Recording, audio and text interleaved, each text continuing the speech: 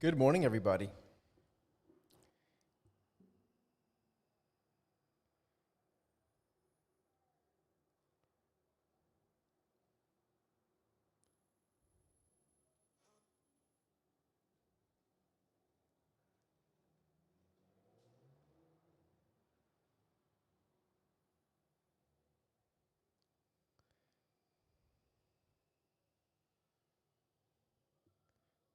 Okay. Can you all hear me okay?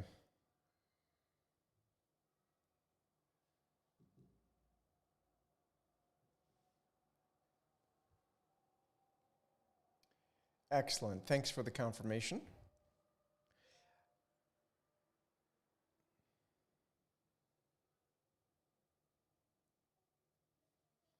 Alrighty. Yeah, let's get started. We have a lot to talk about here today, especially for a Thursday. Just realizing I think I have the wrong camera here. No, we're good. We're good. Okay. So again, first of all, good morning. Happy Thursday. This is our morning call here for Set the Market for a Thursday. As I said, we've got a whole bunch of stuff to go through. There's a lot of things happening that I think people should be aware of in terms of the opportunities that we are being provided with here in the early part of October.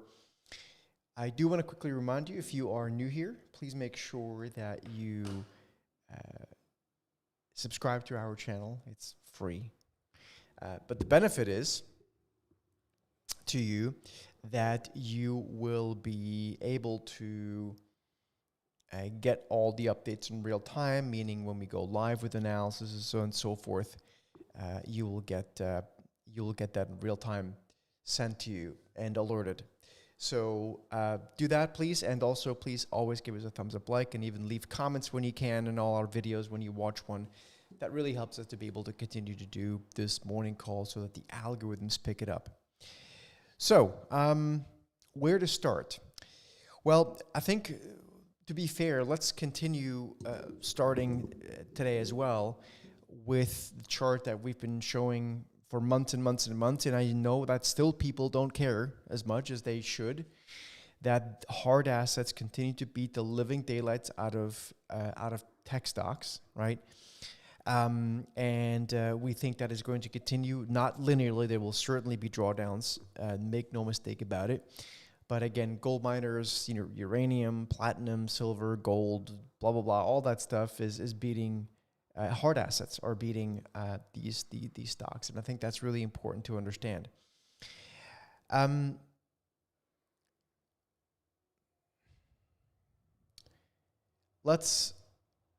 trying to think. I want to make sure we go in sequence. I do want to quickly also mention, because I know there's people asking for stocks. It's Ticker Thursday, so we're going to go look at tickers. If you guys could just hold off with your tickers until we get to it, so maybe in about 10 minutes. Or so at the latest, we should be able to get to individual tickers so we can go through those and address those for you.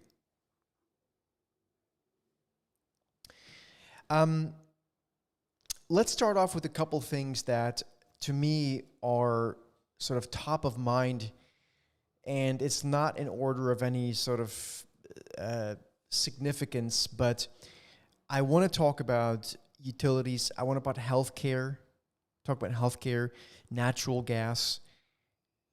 I need to talk about what's going on in private equity. So you look at stocks like KKR. And I do need to quickly highlight Bitcoin. So why don't we start off with the latter matter, which was the one I just mentioned, which was Bitcoin. So let me just quickly bring that up. And I'm bringing it up for a reason, not because we are, sort of necessarily Bitcoin enthusiasts, but just because I think we need to be mindful of what it means for risk assets. So this is the chart of Bitcoin. You can see it's up another 60 basis points this morning. In fact, Bitcoin has rallied now since basically the past week. is now up about almost 10%, and basically very close to its all-time highs if you look at it more broadly. The reason why it's important, this is interesting to me, is because Bitcoin's basically rallying in the face of things like government shutdowns. And the question that I continue to ask myself, I just don't have an answer to it, is once we get a pause in the equity rally, which of course at some point we will, I don't know when that is, but we will at some point, and our momentum indicators will definitely tell us that. But the question I have to ask myself is, once we get that pause in the equity rally, whatever that means, drawdown, pullback, whatever, how will Bitcoin react? I think it depends on what the news is that lets out some of the hot air in the equity market. But I think that'll be a very important litmus test. Right now, you can see Bitcoin continues to rise along with gold, right? So that's the risk on trade. For me personally, I'm actually hedging that trade. In other words, personally, it's not advice, just how I'm set up in my longer term stuff, right? So I have some Bitcoin, so I'm just kind of explaining my thought process, for better or for worse, right or wrong, I don't know. But I'm essentially long some of this Bitcoin stuff, right? Just, again, diversification, long-term stuff. But I do think there's risk of it correcting if risk assets correct in general. Ultimately, it might end up doing better, right? But so I'm not getting rid of my Bitcoin stuff. What I am doing is I'm basically short the NASDAQ 100 with futures as a hedge. I don't really want to be short Bitcoin futures, although I've done that before too as a hedge. But I think there's a much bigger chance of the NASDAQ correcting than necessarily Bitcoin. But so that's how I'm hedging it, right? I do think the correlation will be one. In other words, if we get a good sell-off in equities, I would be surprised if Bitcoin rallies. But it could, right? I just truly don't know. So to hedge my bets there, that's kind of how I'm positioning. This is just an FYI. Again, please, not a recommendation, just thought I would kind of show you what my thought process is, for better or for worse. This is one of those things that we kick around in our institutional morning calls every single morning with family offices and investment advisors and hedge funds and things like that, and banking desks as well. So that's that. The second thing I want to point out is healthcare. This is just a very simple healthcare chart, the XLV ETF. We are actually adding it this morning to some of the mock portfolios.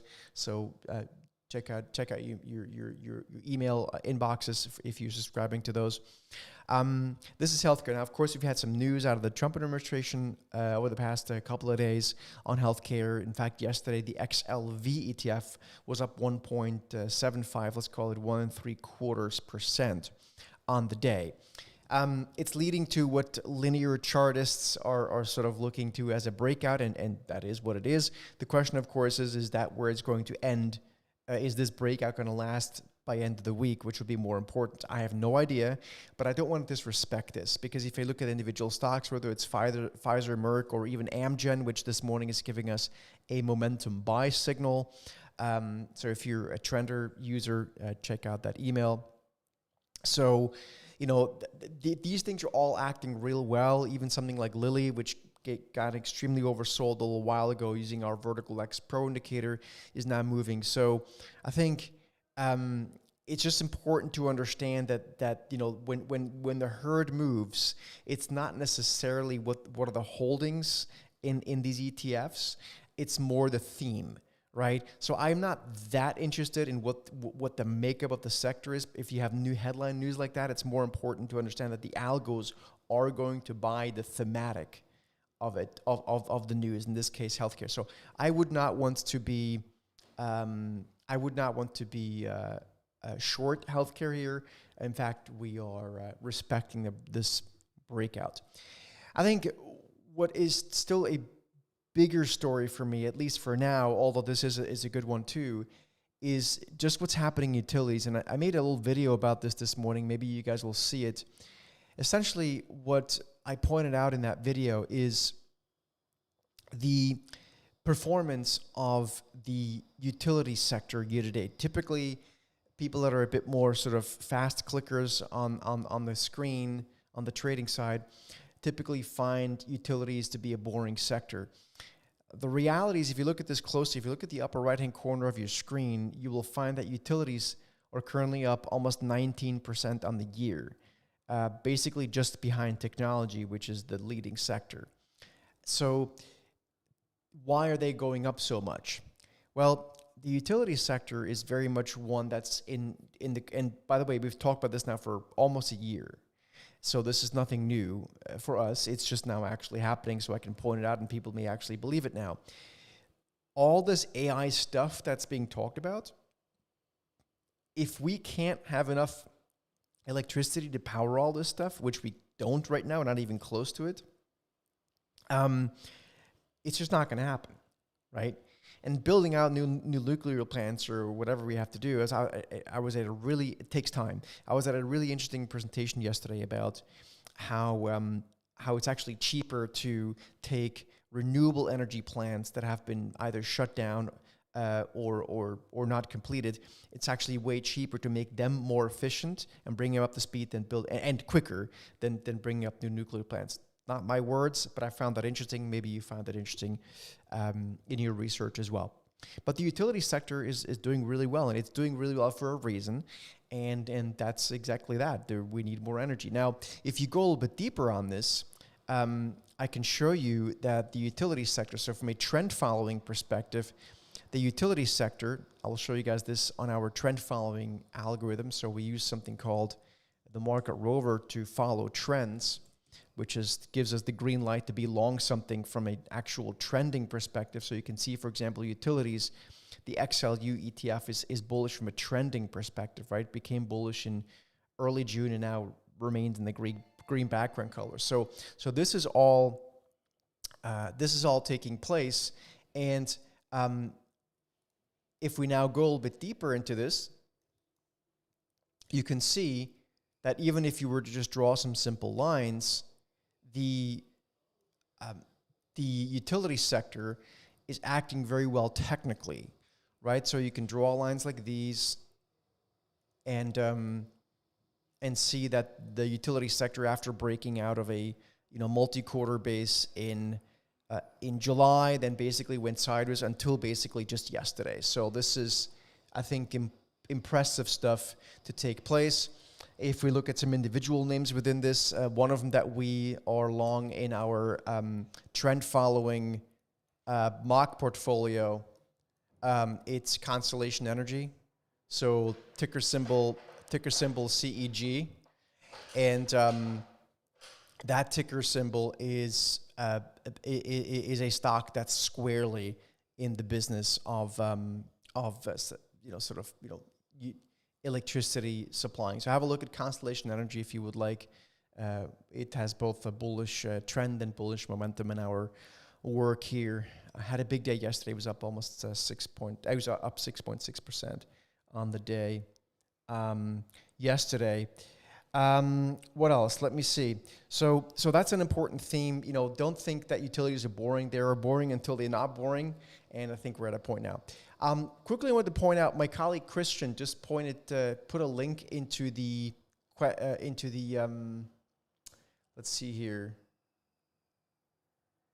into the what do you guys call it, chat box, which is reminding you that we are doing a member session on not a member session, a session on how to use options for extremely overbought and oversold readings. So you can go ahead and check that out. You may have to copy and paste it. I'm just noticing right now that the link doesn't actually take us there directly, but this is what it looks like. If you've ever wondered, if there's a way to generate sort of income with options, we are showing you how to find extreme points in the market, either extremely overbought or oversold, where we can put the options trades on around that for income. So if you want to sign up for that, it's just a free trading. We do a weekly trading session. That'll be where you can find that. So it's just that link that Christian just dropped in there. Okay, moving on. Let's go on to natural gas is another thing I want to point out this morning. So I told you it's a whole bunch of stuff we need to talk about. Natural gas remains not bullish trend in our view, but we are starting to see a pretty good move. In fact, the UNG ETF, which essentially represents the natural gas space from an ETF perspective, is actually giving us a new momentum buy signal. This is our trender momentum indicator. So for those people that like to use momentum, one of the things that we like to do is specifically focus on momentum trades. And we think that natural gas here is starting to look a bit better. So UNG has a new momentum buy signal. You can also see that on the actual chart that it's trying to break out. But again, these, just looking at charts and drawing lines is typically not good enough or not accurate enough to find momentum, right? Something else has to happen, which is what the trender does. Lastly, before we go into some tickers, I want to show you what's going on with some of the private equity stocks. So I started talking about this probably 9 months ago, like early this year. And I talked about how I'm concerned about stocks like KKR. In fact, let me check.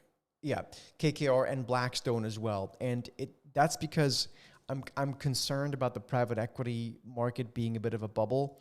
In fact, I just dropped a statistic into our members chat room. If you're part of Trade Ops, then you will have seen this. I just got this off the Bloomberg terminal this morning. This was a quote from a conference, 19,000 private equity funds, which is about 5,000 more than there are McDonald's restaurants. That's just one of those things that I think that people need to be able to get their head around. And I'm not quite sure I can. I will tell you, I was just at an institutional investor conference yesterday, and even though some people are a little bit concerned about private equity, they're still piling into it selectively, but they still are. So, I think it's important to kind of just keep in mind that this might be getting a bit frothy. It doesn't mean it's a short, doesn't mean it's something to kick out of the portfolio, but it's there. I should also mention KKR, for example, which is Kohlberg Kravis Roberts, is actually in a bearish momentum trade. So you will see that it fired off a fresh bearish momentum signal a few days ago, and that remains very much intact. We currently have a trailing stop on KKR around $138.70 or thereabouts. And that brings us to Ticker Thursdays. Let's take a few tickers. I thought someone before wanted to look at Tesla. So let's put it within our framework, right? There's not really a lot of guessing. It's more about what are the signals telling us. So first of all, where is Tesla from a trend following perspective? Is there an actual trend? Okay, so Tesla's been a hot mess. By the way, the stock hasn't gone anywhere in like many, many years. You can see it's choppy and bearish and neutral and nothing, and now it's in a new bullish trend for a few days. So it's starting to get there. It's starting to look better and better, but it's still a rather new bullish trend. Now, trend means multi-quarter, multi-year in terms of duration. You can see it just started a few days ago, right? It takes time for the oil tanker to turn course, right? So that's what this is. We're just starting to get there. From a momentum perspective, which is the momentum trading thing, we highlighted it here when it happened. We received a momentum buy signal on the 8th of August. So far, the stock is up 40%. I know I just saw the Tesla numbers come across my screen before. Tesla's up a little bit more here pre-market, but the momentum has not ended. So we have, again, there's no second guessing here and doing this and that. It's just factually, we have a new bullish trend. So that's long term. That does not mean there's a trade to do. It just means longer term. It's starting to get more bullish. It's still early days. You see, we've only had 6 days of bullish trend, but we're starting to get there. But from a momentum perspective, the signal is now already up at, like I said before, 41% of gains. So would I be buying Tesla here from a trading perspective? Absolutely not. Right, it's already up 40%. Do we have a trailing stop in place in case if one was in this signal? Yeah. So the trailing stop right now is at $410. And so that's all I have to respect right now. I am not really in the business of shorting Tesla, so that's not something I would do either. I think this is better. Tesla, to me, if it's not choppy, it's a momentum stock. So that's something that I want to point out. Then Bob wants to look at Oracle. So let's do the same exercise with Oracle. Let's see what's going on. First of all, let's see where is it from a trending perspective, right? So we need a trend following algorithm for that. And you can see that Oracle is in a new bullish trend, so it's going higher. You can see it had a buy signal there and reached the profit targets, and now it's coming to the trailing stuff. So that's a long-term bullish trend. However, this stock also got very overbought. Okay, so we have our Vertical X Pro indicator. So these are the three things we really make sure we use every day. You can see Oracle got extremely overbought on the 10th of September, and since then it's actually been consolidating. So would I be necessarily chasing Oracle here? Not necessarily. I think, it still could use some more time to consolidate. But again, number one, it's in a longer term bullish trend now. It did get very stretched in the short term, which is why I wouldn't have bought it there, right? And now you can see it's consolidating. It's up a little bit this morning like everything else. Why not? It's another day with the market opening. So stocks go up. But from a momentum perspective, which is really what we're looking at, we have, and this is where it's, to me, Oracle is going to be more of a consolidation phase here. But I think you can see we got a momentum buy signal, and that just kind of was the end of it. But we received a momentum buy signal along at the same time with an extreme short-term overbought signal, right? So if you take all that together, to me, I would just wait. In my view, this is a stock that needs more consolidation. I think we're going to be in a trading range. It's currently pre-market trading in the low 290s, up a little bit from last night's close, but not a whole lot. So I would wait for this. I don't see a whole lot of stuff to do here right now. I've seen better stocks and better entries, in my view. Certainly when something gets such a big jump over just 1 day of trading, which was of course the 10th of September. So I know we've just went almost 25 minutes. I hope this was helpful. I know there was a lot to talk about. If there's any other questions you guys have or stocks, you can just always send us an email at support@thesteadytrader.com. And we'll be back here on Monday next week with a full week of trade ops, Monday through Thursday. Quick heads up. The following week, so not next week, but the following week, I'm most likely going to be on travel the whole week, so no set the market that entire week, most likely. We will let you know, but we'll be back here in full force Monday through Thursday next week. So hopefully this was helpful, guys. Please give us a thumbs up, that would really help us. Please spread the word. We do a lot of, this is all for free, right? So we're doing a lot of work here, just kind of educating people and pointing out things and processes. And if you could subscribe to the channel, if you're new, that would help us as well. And with that, have a wonderful weekend. Again, we only do this show Monday. Well, not only, but we do the show Monday through Thursdays. So not tomorrow, but we'll be back next week, a full week of trade ops. See you guys on Monday. If you're in a full week of Set the Market, if you're in trade ops, in our members' rooms and stuff like that, we'll see you guys in a few minutes over there. Take care, and we'll see you.